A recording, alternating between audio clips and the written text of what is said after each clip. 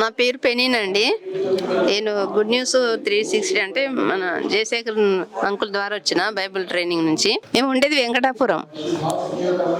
నేను ఈ కాన్ఫరెన్స్లో ఏం నేర్చుకున్నా అంటే వాక్యం చెప్తుంటే వాక్యానుసారంగా నడుచుకోవాలి, ఆత్మీయానుసారంగా నడుచుకోవాలి.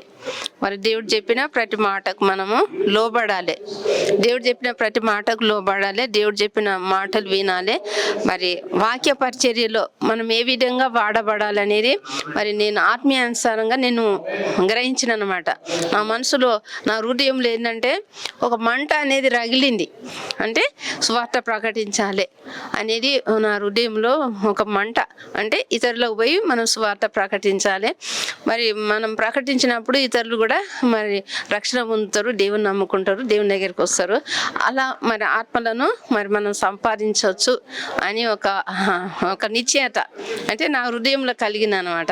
అంటే ఎక్కువగా బలపడిన ఈ మీటింగ్కి వచ్చి ఎక్కువ బలపడిన అనమాట. ఇంకా పరిచర్య బాగా చేయాలి అంటే నేను పరిచర్య చేస్తా, సేవకురాలనే నేను.